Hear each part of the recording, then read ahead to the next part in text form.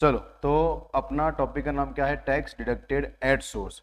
इसको पहले समझते हैं। सर, एक पार्टी होती है जिसको हम लोग क्या बोलते हैं? पेयर। क्या बोलते हैं हम लोग? पेयर।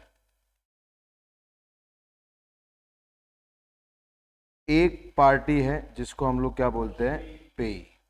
तो अभी सर, पेयर का काम क्या होता है? वो क्या करता है? पेमेंट। क्या करता है? पेमेंट। पे का काम क्या होता है? जिसको क्या मिलता है? पेमेंट। क्या मिलता है? तो अभी गवर्नमेंट ने कुछ ट्रांजैक्शन पे क्या बोला है कि sir, whenever you are making payment to the payer, तो आपको कुछ टैक्स का हिस्सा डिडक्ट करके गवर्नमेंट को सबमिट करना पड़ेगा। जैसे एग्जांपल लेते हैं कि ये पेमेंट पेयर पे को मैं क्या पे कर रहा हूँ? कमीशन। अभी कमीशन कितना है सर? ₹1,00,000। कितना? ₹1,00,000।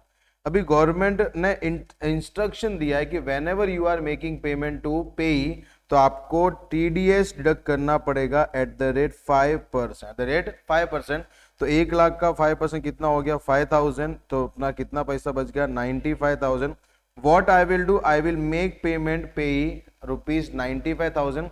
एंड जो 5,000 है ना, वो मैं किसको दूंगा सर? गवर्नमेंट। किसको दूंगा मैं? उसको गवर्नमेंट को पेमेंट कर लूंगा। बराबर। तो बेसिकली सर, टीडीएस का कॉन्सेप्ट क्या होता है कि सर, जब भी आप ये हर एक ट्रांजेक्शन पे एप्लीकेबल नहीं है, सर्टेन ट्रांजेक्शन पे आपको टीडीएस डिडक्ट करना पड़ेगा। यस और नो? तो अभी हम लोग पूरे चैप्टर में वही ट्रांजेक्शन पढ़ने वाले हैं कि सर, कौन कौन से ऐसे ट्रांजेक्शन है जिन पे आपको टीडीएस डिडक्ट करना पड़ेगा। यस और नो?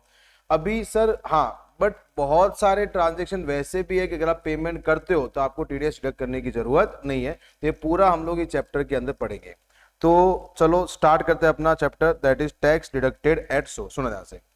सबसे पहला कौन सा आता है? सेक्शन 190। देखो, नॉर्मली अपन ने क्या पढ़ा है कि सर, जो प्रीवियस ईयर में हम लोग इनकम अर्न करते हैं, उसका टैक्स हम लोग पेमेंट कभी करते हैं सर? Assessment year. कभी करते हैं हम लोग? Assessment year. ये हमको पढ़ा है। सेक्शन 4 वही बोलता है, चार्जिंग सेक्शन, कि whatever income you will earn in the previous year, you have to pay tax in the assessment year at the prescribe rate. But sir, government क्या करती है? इनडायरेक्ट फॉर्म में अपने पास से पैसा उसी साल में लेती है जिस साल में आपने इनकम क्या किया? अर्न। क्या किया आपने? अर्न। यानी उसी प्रीवियस ईयर में अपने से पैसा ले लेती है। जैसे एग्जांपल लेते हैं, सबसे पहला फॉर्म कौन सा? Tax deducted at source. कौन सा? Tax deducted at source. When ever आप, जैसे एग्जांपल लेते हैं, अभी अपन एग्जांपल लिया पेयर पेई का, इसको अपन वापस थोड़ा सा समझते हैं। सपोज कमीशन मैंने पेई को कभी पेमेंट करना है? 1 अगस्त 24। 1 अगस्त 24। इसका मतलब पेई के लिए वो इनकम कौन से साल की है? 24-25। 24-25। बट अगर मैं देखने जाऊं तो अपना सेक्शन 4 क्या बोलता है कि सर, जो भी पेई जिस साल में कमाएगा, उसको अगले साल में उस पर टैक्स पे करना है। तो सर, नॉर्मली देखने जाएंगे तो जो कमीशन का इनकम आ रहा है, उस पे पेई कभी टैक्स पे करेगा सर? 25-26। वो उसका क्या होगा? Assessment year. क्या होगा उसका? बट सर, उसने पेयर को इंस्ट्रक्शन दिया हुआ है कि भाई देख, जब भी तू कमीशन का पेमेंट करेगा, तो जिस दिन पेमेंट करेगा उसी दिन तेरे को 5% कमीशन टीडीएस काट के वो मेरे को देना है। तो कहना है से, पेयर जो पेमेंट कर रहा है उस पे टैक्स गवर्नमेंट को कौन से साल में मिल रहा है? 24-25। 24। तो कहना है से, पेई ने कमीशन पे थोड़ा सा टैक्स कौन से साल में पे कर दिया है? 24-25। तो नॉर्मली अपने को ये सिखाया गया है कि सर, जो प्रीवियस ईयर में आप कमाते हो उसका टैक्स हम लोग कभी भरते हैं? Assessment year. But government 100% tax कभी ले लेती है? प्रीवियस ईयर में, in form of TDS, in form of TCS, tax collected at source. ये भी आगे पढ़ेंगे। Payment of advance tax. Payment of, अगर आपने कोई भी एडवांस टैक्स का मतलब ही क्या होता है? Tax which is paid in the previous year. Paid in a previous year में जो भी आप टैक्स पे करोगे उसको हम लोग क्या बोलते हैं? Advance tax. उसके बाद tax paid by employer on non monetary perquisites. Non monetary यानी कभी कभार एम्प्लॉयर एम्प्लॉय को जो भी नॉन मॉनेटरी परक्यूज प्रोवाइड करता है उस पे टैक्स कौन पे करता है? एम्प्लॉयर। कौन पे करता है? तो गवर्नमेंट एम्प्लॉयर भी कभी पे करता है? In the previous year. In the previous year. तो these are the indirect form जहां पे हमको टैक्स कभी लिया जाता है? In the year of previous year itself. Previous year itself. तो गवर्नमेंट का बहुत सिंपल सा लॉजिक है, जो भी प्रीवियस ईयर में आप कमाओगे उसका 100% टैक्स आपको डिस्चार्ज कभी करना है? प्रीवियस। कभी करना आपको? Previous year. But suppose previous year में 100% डिस्चार्ज नहीं हो पाता है, तो बाकी बचा हुआ टैक्स हम लोग कभी पे करेंगे? Assessment year. कभी करते हैं हम लोग? उसके बाद नेक्स्ट आते हैं सर, टैक्स टीडीएस तभी डिडक्ट करना है जब वो इनकम कौन सी है? Taxable income. कौन सी आपकी? अगर इनकम टैक्सेबल नहीं है तो आपको टीडीएस डिडक्ट करने की जरूरत नहीं है। तो ऐसे एग्जांपल लेते हैं कि मैं जो पेमेंट कर रहा हूं वो इनकम कौन सी एग्जेम्प्ट है, कौन सी है, तो आपको एक भी रुपया टीडीएस डिडक्ट करने की जरूरत नहीं है। तो हम लोग टीडीएस डिडक्ट किस पे करेंगे, इनकम जो क्या होती है टैक्सेबल इनकम, क्या होती है आपकी। सर अभी सबसे इंपॉर्टेंट ये कि टीडीएस डिडक्ट कभी करना है। जैसे एग्जांपल लेते हैं हम लोग कि सर अपना प्रीवियस ईयर एग्जाम के लिए कौन सा है 24 अभी सर मैंने 11 अगस्त 2024 को मैंने सर किसी बंदे ने मेरे सेल्स को ग्रो करने में हेल्प किया, तो मैंने उसको क्या देना है, कमीशन। क्या देना है। अभी सर कमीशन का जो इनवॉइस है वो अपन ने टैली में एंट्री कभी पास किया 11 अगस्त 2020 वो कहना है सर ये डेट कौन सा है, जब अपन ने बुक में क्या किया, रिकॉर्ड। क्या किया अपन ने, recorded in books, recorded in books, बराबर। यानी उसने मेरा हेल्प किया, मैंने उसको कमीशन देना, कमीशन का अपन ने एंट्री बुक में कभी पास किया 11 अगस्त 2024। बट सर 15 अक्टूबर 2024 को मैंने कमीशन का क्या करा है, पेमेंट। क्या किया आपने, पेमेंट। तो नाउ द माय क्वेश्चन कि सर हम लोग टीडीएस डिडक्ट कभी करेंगे, यानी क्या सर हम लोग 11 अगस्त 24 को टीडीएस डिडक्ट करना है या फिर 15 अक्टूबर 24। तो अपना इनकम टैक्स क्या बोलता है कि नॉर्मली हम लोग टीडीएस कभी काटेंगे, जिस दिन आपने बुक में रिकॉर्ड किया और date of payment whichever is earlier, whichever is, दोनों में से जो भी डेट पहले आएगी उस डेट पे आपको टीडीएस काटना है, यस और नो। तो नॉर्मली बेटा अपन ये अपने वाले एग्जांपल में टीडीएस कभी काटेंगे 11 अगस्त 2024 कभी काटते हैं हम लोग 11 अगस्त 2024 को हम लोग टीडीएस क्या करेंगे, डिडक्ट, बराबर। But there are certain section, there are certain जहां पे वो क्या बोलते हैं कि आपका इनवॉइस डेट आपको मालूम नहीं होगा। जैसे मैं एग्जांपल लेता हूं कि मैं केबीसी में गया, अभी केबीसी में जाके अभी मेरे को नहीं मालूम कि ये डेट को मेरे को केबीसी में मैं अमाउंट जीतूंगा, तो वो कभी मालूम पड़ता है जब सर अमिताभ बच्चन क्या करता है, पेमेंट। क्या करता है, क्या करता है। तो सर क्या अमिताभ बच्चन पेमेंट करने से पहले इनवॉइस बनाएगा, क्या उसको मालूम है आने वाला हो, नहीं।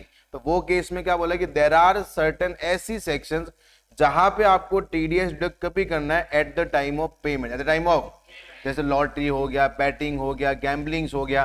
There are so many transaction जहां पे उन्होंने बोला है कि इनवॉइस इशू किया या इनवॉइस आपने बुक में रिकॉर्ड किया, वो टाइम पे टीडीएस डिडक्ट करने की जरूरत नहीं है। आपको टीडीएस कभी डिडक्ट करना है at the time of payment, at the time of payment, वो टाइम पे आपको टीडीएस क्या करना है, डिडक्ट। क्या करना है आपको, डिडक्ट। तो देखो यहां पे दिया हुआ है अपने को TDS requirement arises at the time of payment or at the time of crediting in books of account, बराबर, whichever is earlier, whichever is।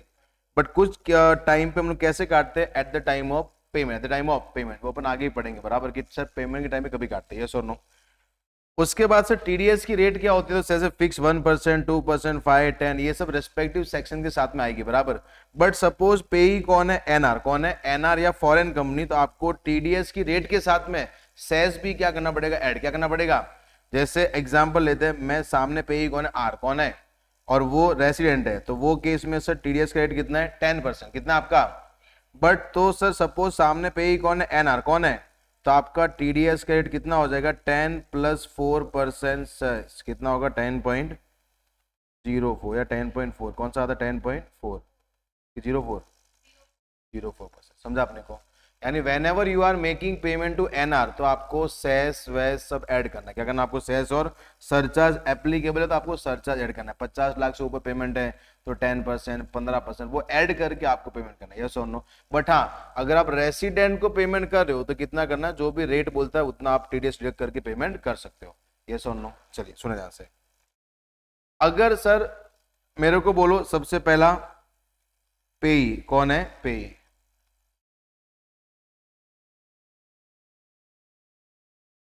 कौन है, पेई।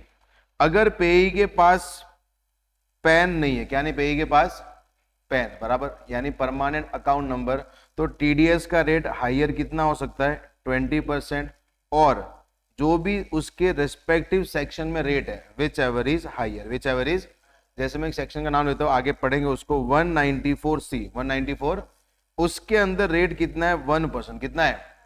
तो अगर सपोज मैं जिसको पेमेंट कर रहा हूं उसके पास पैन नहीं है, उसके पास पैन कार्ड नहीं है, तो 1% और 20% विच एवर इज हाइयर, तो जब भी मैं उसको पेमेंट करूंगा तो टीडीएस का रेट कितना रहेगा? 20%। कितना रहेगा?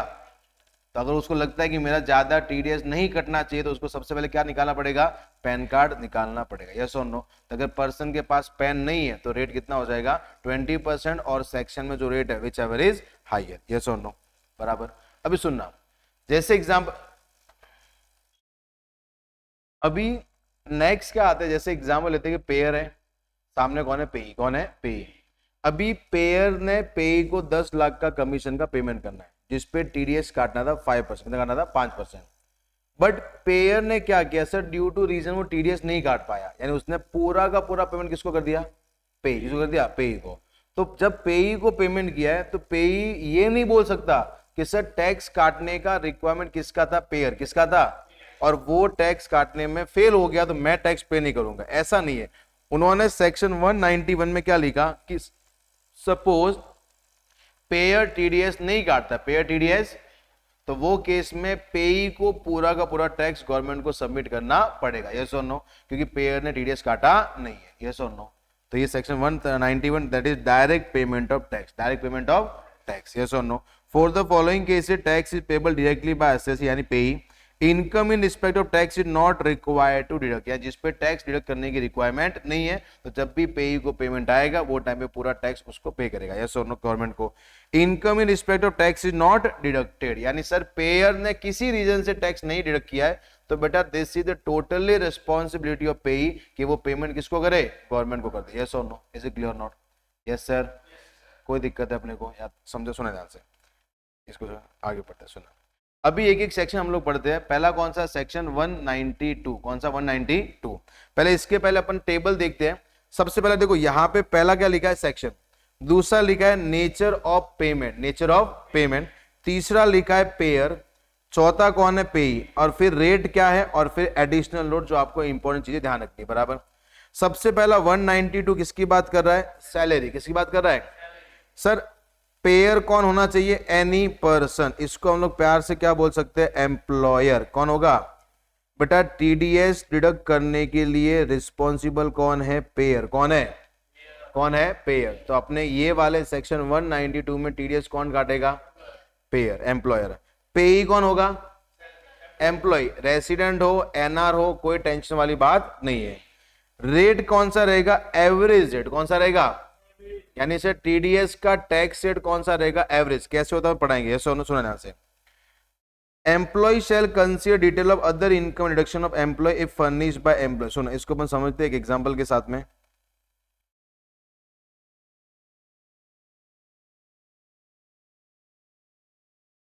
सेक्शन 192,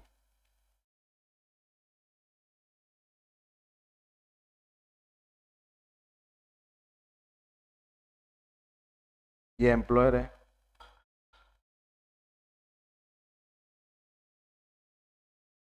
ये कौन है? एम्प्लॉय। अभी से suppose previous year 24-25 employer employ को हर महीने सैलरी कितना बोला है कि तेरे को हम लोग सैलरी कितना देंगे? 1 लाख पर मंथ। कितना देंगे? 1 लाख पर मंथ। तो 12 महीने कितना आएगा? 12 लाख। बराबर। अब बेटा सैलरी हम लोग हर महीने पे क्या करते हैं? हर, यानी अप्रैल 24 का सैलरी पे होगा, मई का होगा, फिर जून जुलाई से होगा। बराबर। तो अपन ने क्या पढ़ा है कि टीडीएस कभी काटते हैं? या तो सर पेमेंट या फिर रिकॉर्ड डेट, जो भी अर्ली होता है। बराबर। यस और नो? तो बेटा मेरे को बोलो, अगर रिकॉर्ड डेट बाद की भी होगी तो वो बंदा अप्रैल में सैलरी का पे कर रहा है कि नहीं कर रहा है? कर रहा है कि नहीं कर रहा है? बट वो अप्रैल में पे कर रहा है। बट सर एम्प्लॉय कितना कमाएगा उसका मालूम तो साल के एंड में होगा ना यार। अरे यस और नो? वो पूरे 12 महीना कमाएगा तब जाके एम्प्लॉय को मालूम पड़ेगा कि मेरा सैलरी में इतना इनकम है। तो इसके लिए इनकम टैक्स क्या बोलता है कि सर जब भी एम्प्लॉय, किसकी बात कर रहा है? जब भी कोई प्रीवियस ईयर क्या होता है? स्टार्ट। क्या होता है? तो अपने केस में प्रीवियस ईयर कौन सा? 24। तो उसको स्टार्टिंग में ही एम्प्लॉय को, एम्प्लॉयर को एक एस्टिमेशन ऑफ इनकम प्रोड्यूस करना पड़ेगा। क्या? एस्टिमेशन ऑफ इनकम, कि सर पूरे साल में, पूरे मैं इतना इनकम कमाऊंगा, इतना इनकम, एक एस्टिमेट उनको देना पड़ेगा। यस और नो? तो सबसे पहला बेटा इनकम में क्या आएगा? सैलरी। क्या आएगा? सैलरी कितना है, 12 लाख में से 50,000 आपका स्टैंडर्ड डिडक्शन है, तो कितना आएगा सैलरी, 11,50,000, बराबर, यस और नो। फिर वो क्या बोलता है कि सर मैंने हाउस प्रॉपर्टी लिया है, वहां पे एसओपी में मेरे को क्या है, लॉस है, क्या है मेरे को लॉस, कितना है, 2 लाख, कितना है 2 लाख, तो मैं पूरे साल में इतना इंटरेस्ट भरूंगा, मेरे को पूरे साल में 2 लाख का लॉस होगा। बेटा ये एक्चुअल इनकम दे रहा है कि एस्टिमेट दे रहा है, क्योंकि उसको डे 1 से उसको एस्टिमेट इनकम देना पड़ेगा, तब जाके वो एम्प्लॉयर को मालूम पड़ेगा पूरे साल में कितना कमाएगा, बराबर। सर मेरे को interest on FD, interest on पूरे साल में कितना मिल जाएगा, 60,000, कितना मिल जाएगा, 60,000 मेरे को इंटरेस्ट ऑन एफडी मिलेगा, बराबर।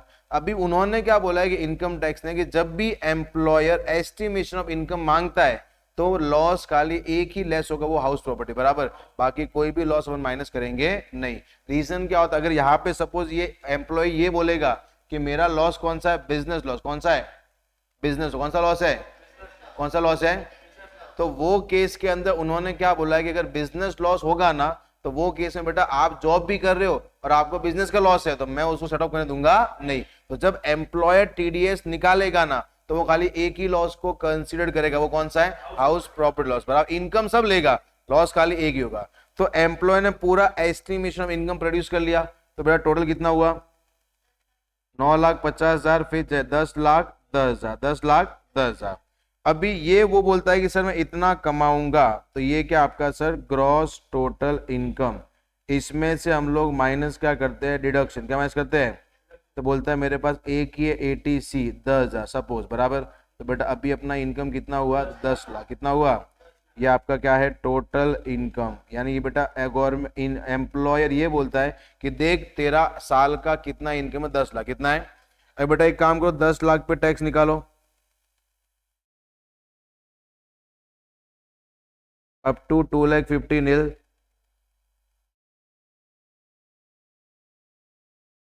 2,50,000 से 5,00,000 कितना आता है, 12,500,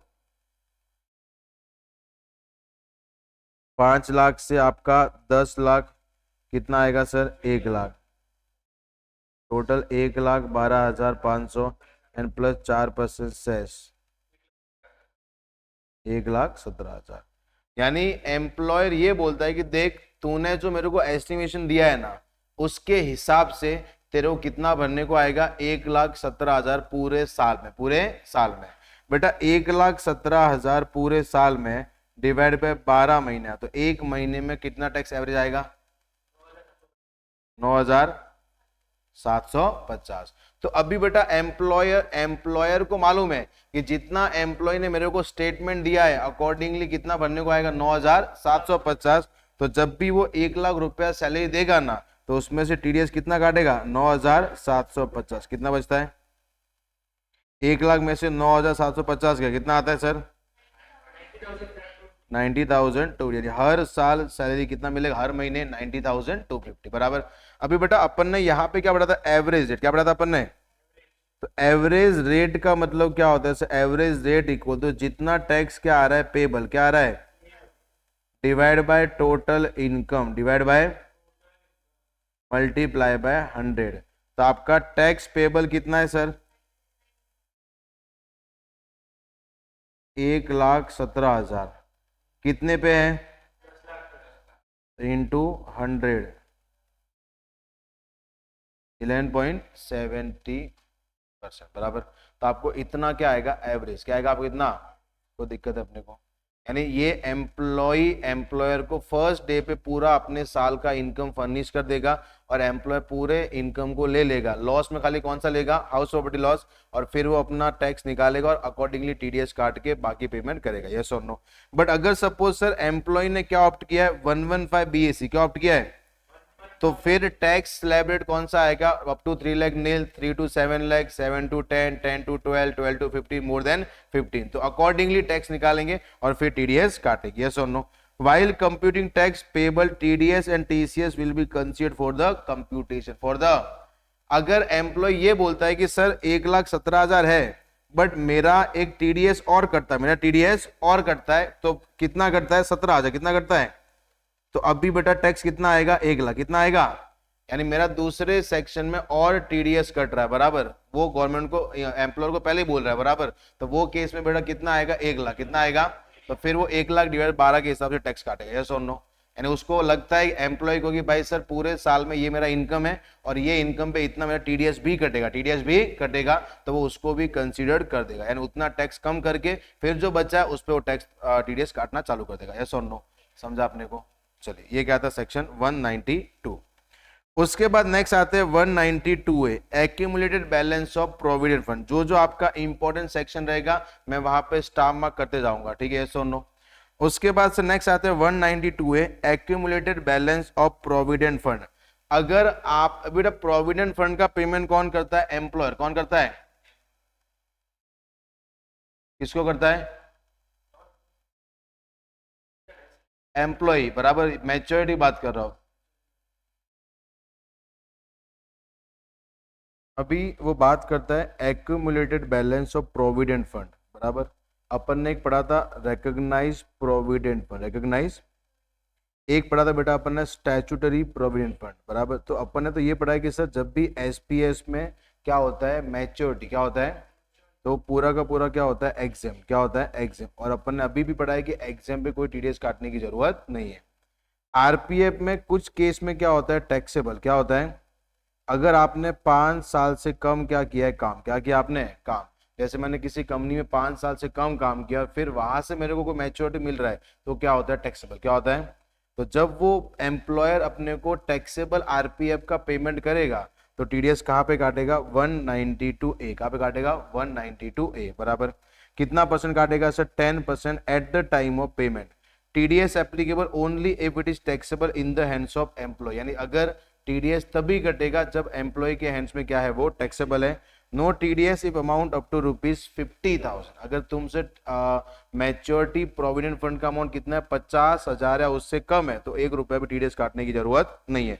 जैसे मैंने 3 साल एक कंपनी में काम किया, आरपीएफ, मेरे को आरपीएफ मिला,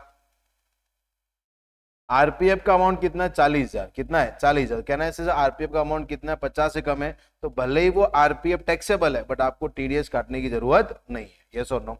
आगे आते हैं taxable only if employer make withdrawal before 5 years of service बराबर। ये किसकी बात कर रहा है, रिकॉग्नाइज प्रोविडेंट फंड, किसकी बात कर रहा है, रिकॉग्नाइज। आरपीएफ में 5 साल या उससे ज्यादा आपने काम करके रिटायर होकर आरपीएफ लिया है तो वो एग्जेम्प्ट होता है, बट 5 साल से कम काम करके आप रिटायर हुए तो उसमें आपको आरपीएफ मिलता है तो क्या होता है, टैक्सेबल, क्या होता है, टैक्सेबल। ये क्या था, 192 ए। नेक्स्ट आते हैं 193 टीडीएस। जो भी मैं आपको स्टार मार्क करवा रहा हूं बेटा वो आपके लिए इंपॉर्टेंट सेक्शन है तो आपको ध्यान रखना है। 193 TDS on interest on securities, यानी ये किसकी बात कर रहा है, डिबेंचर्स हो गए, बॉन्ड हो गए, उनकी बात कर रहा है, कोई गवर्नमेंट सिक्योरिटी बराबर। तो बेटा मेरे को एक चीज बोलो सर, ऑब्वियसली टीडीएस कौन काटता है, पेयर, कौन काटता है, पेयर बराबर। तो any person, any resident person, पे कौन होना चाहिए, any resident person.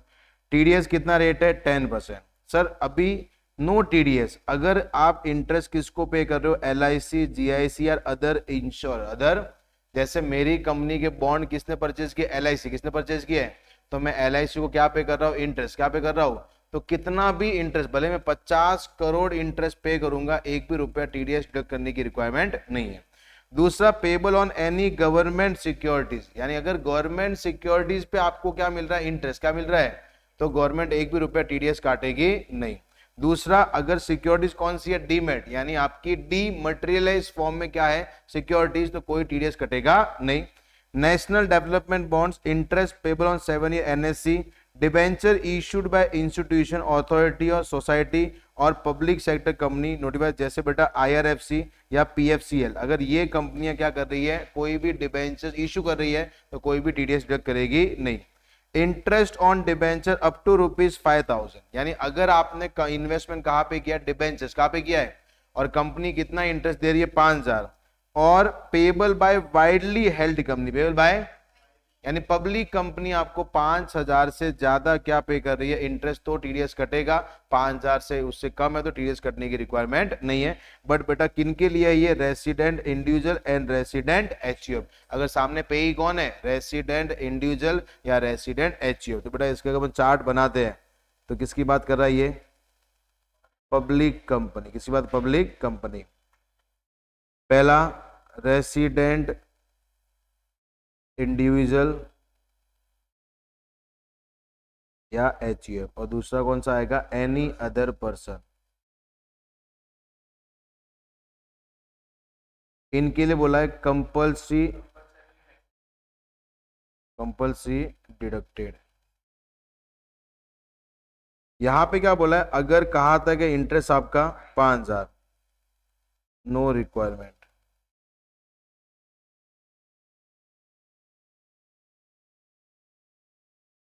Deduction. More than 5,000 है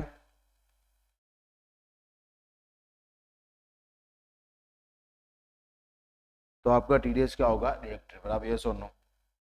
अगर ये सिक्योरिटीज का नाम है, ठीक है। अभी बेटा ये हमें ये याद रखना, no TDS on interest on floating rate saving bonds. कौन से बॉन्ड है आपके, floating rate saving bonds, floating rate saving bonds.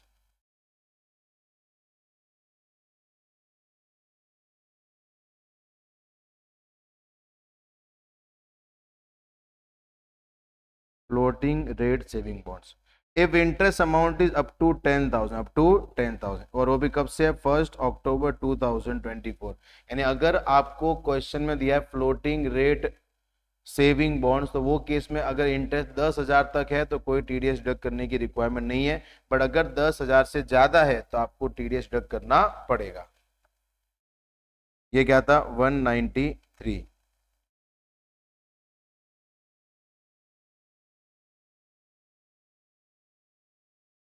चलो नेक्स्ट आते हैं section 194, TDS on deemed dividend. TDS on deemed dividend, किसकी बात कर रहा है ये, डीम्ड डिविडेंड। कौन काटेगा सर, डोमेस्टिक कंपनी। कभी व्हेन पेई कौन है, रेसिडेंट, कितना परसेंट, 10, कितना परसेंट, 10%। नो टीडीएस ई पेई कौन है, इंडिविजुअल, कौन है, इंडिविजुअल। बट वो दो कंडीशन सेटिस्फाई होनी चाहिए। पहला कौन सा, paid other than cash and if dividend amount is up to ₹5,000, up to rupees, जैसे मेरे को कंपनी से पूरे साल में डिविडेंड कितना मिल रहा है, 5,000, उससे कम, तो टीडीएस काटने की जरूरत नहीं है। बट वो किसके लिए, अगर पेई कौन है, इंडिविजुअल, कौन है, इंडिविजुअल। बराबर, यस और नो। अगर बेटा पेई कौन है, एलआईसी, जीआईसी या कोई सब्सिडी ऑफ जीआईसी, बराबर, तो टीडीएस काटने की जरूरत नहीं है। यस और नो। जीआईसी मतलब जनरल इंश्योरेंस ऑफ कंपनी, बराबर, corporation. No TDS pays business trust, ये आपको सीए फाइल में आएगा तभी ध्यान मत दो, आपको स्टार्ट के 2 पॉइंट आपको ध्यान में रखना है। Is it clear not. Next जो आते हैं दैट इज 194A, 194A, बराबर, इंपॉर्टेंट है। TDS on interest other than security, other than securities को छोड़ के, बेटा सिक्योरिटीज वाला सेक्शन कौन सा था, 193। कौन सा था, 193। तो उसको छोड़ के अगर आप कोई भी इंटरेस्ट क्या कर रहे हो, पे, क्या कर रहे हो, पे, तो आपको टीडीएस डिडक्ट करना पड़ेगा। सुनो ध्यान से, इसको पहले पर समझते हैं। और ये पार्ट जो हम लोग समझेंगे ना, ये बेटा आगे बहुत जगह आएगा। तो सबसे पहला क्या लिखा है यहाँ पे, सर पेयर कौन होना चाहिए, एनी पर्सन, कौन होना चाहिए, एनी अदर देन, यानी इनको टीडीएस डिडक्ट करने की जरूरत नहीं है, अदर देन इंडिविजुअल और HUF whose turnover gross receipt is less than 1 crore or 50 lakh in 44 AB in immediately preceding previous, immediately preceding previous। सुना ध्यान से। और ये जो हम लोग पढ़े ना 194A वाला, ये बहुत जगह आएगा, किस किस को टीडीएस काटना है, किसको नहीं काटना है। तो वो क्या बोलते हैं, 194A में इन्होंने सपोज 2 पार्ट में क्या किया, डिवाइड, यानी पेयर को कितने पार्ट में डिवाइड किया है, 2 पार्ट। पहला इंडिविजुअल और एचयूएफ, और दूसरा कौन सा है, एनी अदर पर्सन, जैसे कंपनी, पार्टनरशिप फर्म। इनको क्या बोला है कि payer need to deduct TDS compulsory. कैसे काटना है उसको, कंपल्सरीली पेयर को टीडीएस डिडक्ट करना है, बराबर, यस और नो। सेकेंड, इंडिविजुअल एचयूएफ में उन्होंने क्या बोला है कि सर अगर इंडिविजुअल कौन है, गरीब, कौन है, गरीब, तो नो टीडीएस। और अगर ये कौन है, अमीर, तो उसको टीडीएस डिडक्ट करना, liable to deduct TDS, liable to deduct TDS. अगर वो कौन है, अमीर है। कौन है वो, अमीर, तो टीडीएस डिडक्ट करना पड़ेगा। सुनो ध्यान से। सर अभी गरीब का मतलब क्या होता है मैं आपको समझाता हूं। जैसे अपना प्रीवियस ईयर कौन सा है, 24 25 24।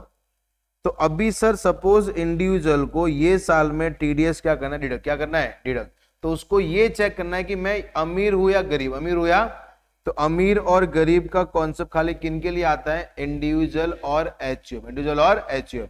तो उन्होंने क्या बोला है कि सर अगर प्रीवियस ईयर 23 24 में 23 इसका टर्नओवर 1 करोड़ से क्या था, कम, क्या था, तो बेटा ये क्या बोला जाएगा, गरीब। क्या बोला जाएगा। बट अगर टर्नओवर 1 करोड़ से ज्यादा है, 1 करोड़ से ज्यादा है, तो इसको हम लोग क्या बोलेंगे, अमीर। क्या बोलेंगे हम लोग, यानी less than equal to 1 crore है तो वो गरीब है। बट अगर मोर देन 1 करोड़ तो बंदा क्या हो जाएगा, अमीर। क्या हो जाएगा। बट ये कौन से साल में चेक करना है, जिस साल आप टीडीएस काट रहे हो ना उसके प्रीसीडिंग ईयर, उसके। तो अगर बेटा मैं टीडीएस डिडक्ट कभी करना चाहता हूं 24 25 में, तो आपको 23 24 में चेक करना है whether my turnover is up to 1 crore और मोर देन 1 करोड़। अगर तुम प्रोफेशन में आते हो तो वहां पे 1 करोड़ की लिमिट कितनी हो जाएगी, 50 लाख। कितनी हो जाएगी। तो यहां पे ध्यान रखना 194C के अंदर सर अगर आप इंडिविजुअल एचयूएफ क्या है सर, गरीब है, क्या है, तो नो टीडीएस। बट अगर वो कौन है, अमीर, तो टीडीएस डिडक्ट करना पड़ेगा। समझाइए। बट गरीब अमीर चेक कभी करना है preceding previous year, preceding. But ये खाली 2 के लिए। बाकी अगर बेटा आपका कोई दूसरा company HUF company partnership firm वो है तो उनको कंपल्सरी टीडीएस काटना पड़ेगा। उनके लिए आपको अमीर गरीब चेक करने की जरूरत नहीं है। ये वाला पार्ट बेटा आगे बहुत जगह आएगा तो मैं आपको नहीं समझाऊंगा, बिकॉज मैं सेम बोल दूंगा, same like 194A 194A। Is it clear. Sir सामने पेई कौन होना चाहिए, resident person, resident person. TDS कितना कट जाएगा, 10%। या तो आपने बुक में रिकॉर्ड किया है या फिर payment, whichever is earlier, whichever is earlier. अभी सुना एकदम ध्यान से। सर यहां पे क्या लिखा है, TDS on interest other than security, other than, यहाँ डिबेंचर बॉन्ड को छोड़ के किसकी बात कर रहा है, फिर लोन। किसकी बात कर रहा है, कि अगर आपने क्या लिया है, लोन, और सामने वाला क्या पे कर रहा है, इंटरेस्ट। क्या पे कर रहा है, तो उसको टीडीएस कभी डिडक्ट करना है। यानी बेटा ऑब्वियसली टीडीएस कौन काटेगा, the person who are making payment, the person who are making. तो पेयर को, यानी सपोज टीडीएस कभी काटेगा, जैसे मैंने उसके पास से क्या लिया, लोन। क्या लिया है, या फिर मैं बोलता हूं कि मैंने उसको लोन दिया है, मैंने उसको क्या दिया है, लोन, बराबर। तो वो मेरे को क्या पे करेगा, इंटरेस्ट। क्या पे करेगा, तो whenever he will making the payment of interest, तो वो टीडीएस डिडक्ट करके पेमेंट करेगा। यस और नो, समझा आपने को। सबसे पहला अभी आते हैं नो टीडीएस, यानी sir there are certain transaction जहां पे टीडीएस डिडक्ट करने की जरूरत नहीं है। पहला, इंटरेस्ट पेड बाय बैंक और cooperative bank, post office up to ₹40,000 for normal person and 50,000 for resident senior citizen. Resident senior, यानी अगर तुम नॉर्मल सिटीजन हो तो तुम्हारी लिमिट कितना आता है, 40,000। बट अगर तुम रेसिडेंट सीनियर सिटीजन हो तो लिमिट कितना आ जाएगा, 50,000। यस और नो। यानी अगर सपोज मैंने बैंक में एफडी करवाया और बैंक मेरे को पूरे साल में इंटरेस्ट कितना दे रही है, 30,000, कितना दे, 30,000, तो टीडीएस काटने की रिक्वायरमेंट नहीं है। बट अगर मैं कौन हूँ, resident senior citizen, resident senior, तो वो लिमिट कितनी हो जाएगी, 50,000। कितनी हो जाएगी, और ये पूरे एक ही बैंक की सब ब्रांच को मिला के लिमिट इंक्लूड की जाएगी, बराबर। यस और नो। जैसे सपोज मेरा एसबीआई में 3 जगह अकाउंट है, एक मुंबई में, एक गुजरात में, एक राजस्थान में, और तीनों ब्रांच का इंटरेस्ट मिला के 45,000। कितना है, 45,000। तो कहना है इसे बेटा 40,000 से ऊपर है कि नहीं है, तो आपको टीडीएस डिडक्ट करना पड़ेगा। यानी बैंक जब भी आपको इंटरेस्ट का पेमेंट करेगी तो टीडीएस काट के पेमेंट करेगी। यस और नो। ये लिमिट पर ब्रांच है कि पर बैंक है, पर बैंक। कौन सा आपका, पर बैंक। यस और नो। और ये सिस्टम को हम लोग क्या बोलते हैं, कोर बैंकिंग सॉल्यूशन। क्या बोलते हैं, कोर बैंकिंग सॉल्यूशन। यस और नो। यानी आपको पर ब्रांच चेक करना है कि पर बैंक चेक करना है, पर बैंक अपने को चेक करना है। यस और नो। अगर दूसरा कोई केस है, यानी सर इंटरेस्ट को छोड़ के बैंक का, अगर मैंने किसी नॉर्मल पर्सन से क्या लिया, लोन। क्या लिया अपन ने, लोन। तो जब भी मैं इंटरेस्ट का पेमेंट करूंगा तो वो केस के अंदर अपन कितना लिमिट चेक करते हैं, 5,000। क्या चेक करते हैं हम लोग, 5,000। बैंक से लिया है तो बैंक 40 और 50 चेक करेगी। बट अगर आपने किसी दूसरे से लिया है तो कितना चेक करना अपने को, 5,000। उसके बाद आते हैं sir interest paid by firm to partners, firm to partner. अगर पार्टनरशिप फर्म इंटरेस्ट किसको पे कर रही है, पार्टनर्स को, तो कोई टीडीएस काटने की रिक्वायरमेंट नहीं है। Interest payable on income tax, interest payable on income tax, जब मैंने बेटा इनकम टैक्स को पेमेंट करा है और उसके बाद में अपने कोई भी रिफंड आ रहा है तो उस पर कोई टीडीएस कटेगा नहीं। यस और नो? Yes sir. उसके बाद interest on bank saving account, interest on bank saving account, अगर आपने सेविंग अकाउंट में जितना भी आपको इंटरेस्ट मिलेगा कोई एक भी रुपया टीडीएस डिडक्ट करने की जरूरत नहीं है। यानी बेटा टीडीएस ऑब्वियसली इंटरेस्ट कौन पे करेगा, बैंक। कौन पे करेगा?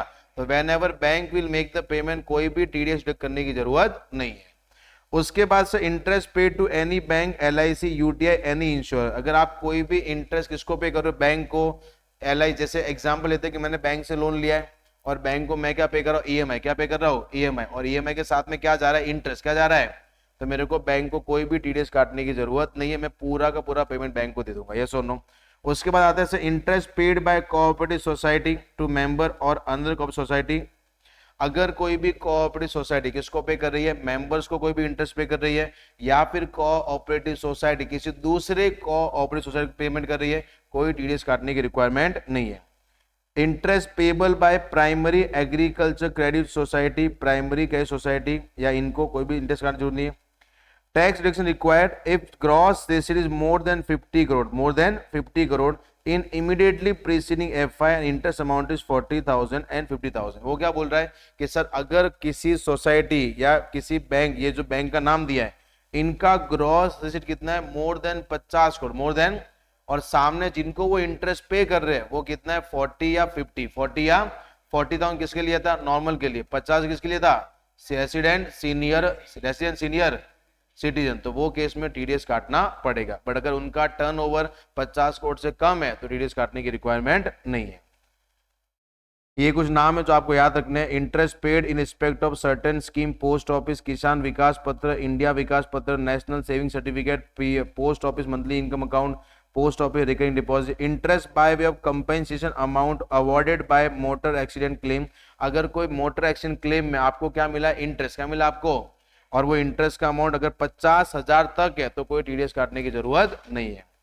इंटरेस्ट पेड और क्रेडिटेड टू बैंकिंग कंपनीज और कोऑपरेटिव बैंकिंग, फाइनेंशियल कॉर्पोरेशन, ये सब, LIC, company, society, unit trust बराबर, ये बेटा भूल जाना, याद मत करना, इसको भी मत याद करो। हाँ, no TDS if interest paid on Mahila Samman saving certificate 2023 deposit scheme बराबर, अगर आपने बेटा क्या कहाँ पे स्कीम में डिपॉजिट किया है, महिला सम्मान सेविंग सर्टिफिकेट, तो उसमें आपको जो भी इंटरेस्ट मिलेगा उस पर आपको कोई भी टीडीएस चेक करने की रिक्वायरमेंट नहीं है। Is it clear not? Yes sir. मैं आपको इसमें कुछ इंपॉर्टेंट मार्क करा, तो वही पढ़ना, बाकी नहीं पढ़ोगे तो भी चलेगा। सबसे पहला फर्स्ट वाला, B second, E point, F point,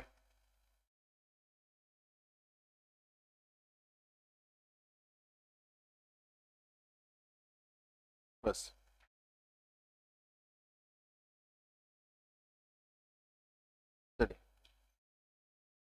बराबर।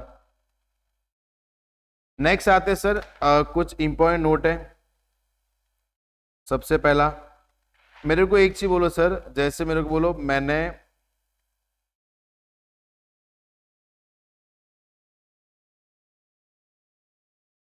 हाई कोर्ट,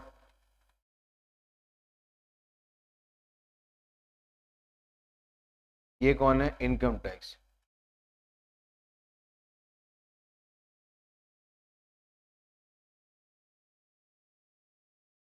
ये जैसे मैं हूं। अभी इनकम टैक्स ने मेरे को एक नोटिस भेजा कि सर आपका टैक्स कितना भरने को आ रहा है, 2 करोड़, कितना आ रहा है, 2 करोड़ बराबर। अभी मेरे को लग रहा है कि सर वो नोटिस में इतना दम नहीं, यानी वो नोटिस एक्चुअल में ऐसा नहीं कि मेरे को भरना पड़ेगा। तो अभी मैंने कहाँ पे गया, मैं हाई कोर्ट, कहाँ पे गया मैं, हाई कोर्ट। तो बेटा हाई कोर्ट में जब आप जाओगे ना तो आपको सबसे पहले क्या करना पड़ेगा, अपील, क्या करना पड़ता है, अपील। तो मैंने अपील किया कि सर मेरे को 2 करोड़ का जो टैक्स रिक्वायरमेंट आया है वो इतना ज्यादा है और शायद मैं इतना टैक्स चोरी किया नहीं है।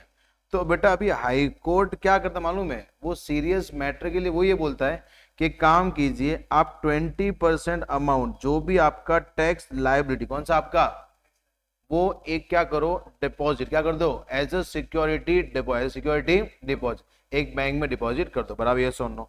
तो बेटा अपना 2 करोड़ का 20% कितना होता है, मैंने डिपॉजिट, तभी मालूम पड़ेगा कि मैं एक्चुअल में सीरियस हुआ नहीं हूं, बराबर, ये सुनो, समझा आपने को।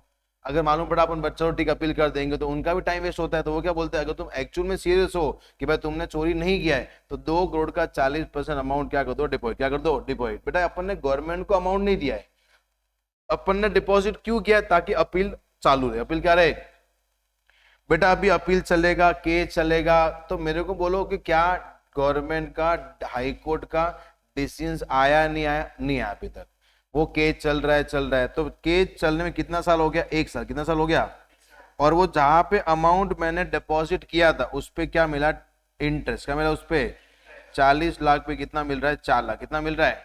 बट बेटा क्या एक्चुअल ओनर मालूम है 40 लाख किसका है, मालूम ही नहीं है ना यार, क्यों, क्योंकि अगर इनकम टैक्स जीत गया तो पैसा किसका हो जाएगा, इनकम टैक्स का, मैं जीत गया तो मेरा होगा, बराबर। तो क्या अपने को पे ही मालूम पड़ रहा है, टीडीएस किसका काटना है, तो ये कभी काटते हैं सर जब आपका डिसीजन आ जाएगा, डिसीजन आ जाएगा, यस और नो।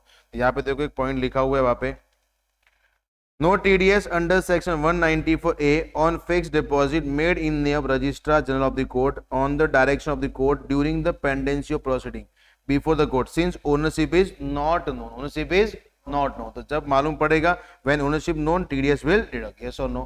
जब वो कोर्ट, जैसे कोर्ट ने मेरे फेवर में फैसला दे दिया, बराबर, कि मैं निर्दोष हूं, तो अभी वो पूरा पैसा किसका, मेरा हो जाएगा ना, तो जब वो इंटरेस्ट का पेमेंट आएगा तब टीडीएस कटेगा। Is it clear not, yes sir, yes sir. अगर माइनर का इनकम है तो बेटा TDS when both the parents are deceased TDS has to be deducted against PAN of minor, बराबर। सपोज एक माइनर का पैसा डिपॉजिट है और दोनों पेरेंट्स उसके नहीं है, तो वो केस में बेटा क्या होगा, वो माइनर के पेन पे ही टीडीएस कटेगा, यस और नो। नॉर्मली माइनर की इनकम पे टैक्स कौन पे करता है, पेरेंट्स, बराबर। तो टीडीएस भी कौन से नाम से कटेगा, पेरेंट्स के नाम से, बराबर। बट दोनों माँ बाप नहीं है तो भी टीडीएस माइनर के नाम से ही कटेगा, यस और नो, समझाइए, यस सर। अपन ने एक पढ़ा था सर कैपिटल गेन, बराबर। वहां पे क्या था कि मालूम, अगर आप सर रिटर्न फाइल से पहले पहले प्रॉपर्टी परचेज नहीं करते हो तो आपको amount capital gain deposit scheme में डालना पड़ेगा, बराबर। तो सपोज बेटा जिसने अमाउंट डिपॉजिट किया था वो मर गया, बराबर, तो जब तक वो जिंदा था टीडीएस उसके नाम से कटेगा, इंटरेस्ट मिल रहा है। जैसे मर गया तो फिर किसके बाद कटेगा, लीगल हायर के नाम से टीडीएस कटेगा, समझा अपने को, बहुत सिंपल था। ये कुछ इंपॉर्टेंट पॉइंट है जो अपने को ध्यान रखना है, is it clear not, yes sir. Next आते हैं 194B, winning from lottery, crossword puzzles, card game etc. any person 30%। अगर आप कोई विनिंग जीते हो तो वो केस में टैक्स रेट कितना है, 30%, बराबर। No TDS if winning amount कितना है, 10,000 पर विनिंग, 10,000 पर विनिंग। सपोज मैं विनिंग कितना जीता, वहां से 9,000, कितना जीता वहां से 9,000, तो कोई टीडीएस डिडक्ट करने की जरूरत नहीं है। बट अगर मैं 15,000 जीता हूं तो यहाँ पे 30% टीडीएस कट जाए, कितना आएगा, 4,500, यानी आपको कितना आएगा, 10,500, 10,000। तो मालूम है कि क्वेश्चन अपन ने किया था बाय, जैसे प्रॉफिट लॉस में लिखा आता है बाय विनिंग, अभी आपको रेट जैसे लिखा है नेट, क्या लिखा है, नेट, और सामने अमाउंट कितना लिखा है, 90,000, कितना लिखा है, कितना रुको 90 नहीं, अपन लेते हैं 4,20,000, 4,20,000, बाकी कुछ भी नहीं लिखा हुआ है। अभी बेटा अपने को मालूम है कि विनिंग पे टीडीएस कितना करता है, 30, कितना करता है, तो अपना ग्रॉस इनकम कैसे आएगा सर, 4,20,000 है विच इज योर 70%, तो हाउ मच फॉर 100%, 6 लाख, कितना आएगा, 6 लाख, यस और नो। और ये 6 लाख हम लोग बेटा कहाँ पे लेके जाएंगे, income from others, income from, यानी बिजनेस में से 4,20,000 माइनस कर देंगे और आईएफएस में कितना लेके जाएंगे, 6 लाख, कितना लेके जाएंगे। तो नेट लिखा है, मतलब आपको ये देखना है कि उसके ऊपर टीडीएस के प्रोविजंस आते हैं या नहीं आते, आते हैं या, अगर आते हैं तो फिर आपको रेट के हिसाब से उसको ग्रॉस करना पड़ेगा और फिर वो कहां पे लेके जाना अपने को, respective head, respective head, is it clear. But वो ये बोल रहा है कि सर विनिंग कैसे दिया, काइंड में, कैसे दिया है, यानी आपको कैश में नहीं दिया है तो काइंड में दिया है, तो बेटा पेयर को ये एंश्योर करना पड़ेगा कि पेई को जो विनिंग मिला है उस पर टैक्स क्या हो जाए, डिस्चार्ज, क्या हो जाए। अरे बेटा जैसे एग्जांपल लेते हैं केबीसी में जो अमिताभ बच्चन 7 करोड़ रुपया देता है, बराबर, तो वो कैश में होता है, काइंड में होता है, कैश में, तो वो केस के अंदर तो 7 करोड़ में से 30% काट लिया, बाकी सामने वाले को दे दिया, कोई टेंशन नहीं है। But suppose Amitabh Bachchan cash की जगह उसको क्या देता है, महिंद्रा थार, क्या देता है, महिंद्रा थार। बेटा कैश है कि काइंड है, काइंड है ना, तो काइंड के अंदर बेटा अपन टायर तो काट नहीं सकते, बराबर, यस और नो। तो वो केस में हम लोग क्या करेंगे, जो पे ही है उसको बोल देंगे भाई देख तेरे को थार मिल रहा है, तो वो केस में तू इतने थार का जो फेयर मार्केट वैल्यू है उसका 30% टैक्स हमको दे दे, हम पेमेंट कर देंगे, फिर तो थार लेके जाए, यस और नो। समझा अपने को, पक्का। बहुत बड़ी बड़ी कंपनियां क्या करती है, सपोज वो विनिंग का अमाउंट डिसाइड करती है 20 लाख, कितना करती है 20 लाख, तो उसका 30% पहले ही काट देती है, कितना हो गया 30% काट के 14 लाख, तो वो गाड़ी भी 14 लाख की देते बराबर, ताकि पेई के पास से कोई रुपया लेने की जरूरत नहीं पड़े, यस और नो। यानी वो खुद 3-6 लाख डाल देंगे और 14 लाख की गाड़ी दे दिया, तो उनका टोटल विनिंग कितना चला गया 20 लाख। समझा आपने को, यस सर। तो अगर आप पेमेंट, अगर आप कैसे दे रहे हो सर, विनिंग सब काइंड में दे रहे हो, तो पेयर को अश्योर करना है कि पेई ने टैक्स क्या किया, डिस्चार्ज, क्या किया है, discharge. Is it clear not, yes sir. Next आते हैं 194 BB, winning from horse race, winning from any person 30%, no TDS of 10,000, अगर काइंड में दिया तो कौन एंश्योर करेगा, payer will ensure, payer will ensure. कोई दिक्कत अपने को, सुना। नेक्स्ट जो हम लोग आ रहे हैं that is 194 BA, winning from online games, winning from online games, बराबर। जैसे मान लो ऑनलाइन विंजो विंजो ये सब, विंजो ड्रीम 11 ये सब, बराबर। एनी पर्सन बेटा सबसे पहला तो अगर आप ऑनलाइन गेम से जो विनिंग आएगा वो टैक्सेबल कहाँ पे होता है, income from other source, income from कोई भी विनिंग, बैटिंग, गैम्बलिंग, लॉटरी, ये सब कहाँ पे आता है, इनकम फ्रॉम अदर सोर्स, बराबर। फिर टीडीएस कितना कटेगा, 30%, ब्रैकेट है या bracket, eight the time of withdrawal, eight the time of withdrawal, जब आप क्या करोगे, विड्रॉ, क्या करोगे आप, विड्रॉ, वो टाइम पे आपको 30% टीडीएस कटेगा, बराबर, यस और नो। सुनना विधान से, TDS will be deducted on net winning, on कैसे, कैसे कटेगा, नेट विनिंग, सुने ध्यान से, यानी आपने जितना नेट कमाया उस पे आपको टीडीएस कटेगा, यस और नो। नेक्स्ट आते हैं calculation of net, sir net winning कैसे निकालते, तो यहां पे लिखा हुआ है W + C - N - O, बराबर। W मतलब क्या होता है, aggregate amount withdrawn during the financial year, आपने कितना पैसा क्या किया विड्रॉ, वो आ गया। C मतलब क्या होगा, closing balance of the user account at the end of the financial, यानी आपके ऐप के अंदर कितना क्लोजिंग बैलेंस पड़ा हुआ, कितना क्लोजिंग बैलेंस। उसके बाद सर एन मतलब aggregate amount of non taxable deposit, non taxable made in account by assessee during the financial year, यानी आपने कितना पैसा क्या किया था, डिपॉजिट क्या किया था आपने। एंड सर ओ मतलब क्या होगा, opening balance of use, opening balance of, जैसे बेटा मेरा ओपनिंग बैलेंस कितना है 5 लाख, कितना है। उसके बाद सर मेरा सर एन मतलब डिपॉजिट, नॉन टैक्सेबल डिपॉजिट, मैंने पूरे साल में कितना किया है 15 लाख, कितना किया है 15 लाख, बराबर। उसके बाद सर क्लोजिंग बैलेंस कितना आपका 2 लाख, कितना आपका, और मैंने विड्रॉ कितना किया है, सर सपोज डी अपन ने विड्रॉ कितना किया है 25 लाख, कितना विड्रॉ किया अपन ने। चलो कैसे निकालेंगे, W + C - N - O, W कितना आपका 25 लाख, प्लस क्लोजिंग कितना आपका 2 लाख, माइनस 15 लाख और माइनस 5 लाख, कितना आता है 7 लाख, बराबर। वो 7 लाख पे आपको 30% टीडीएस काटना है, यस और नो, कोई दिक्कत है अपने को।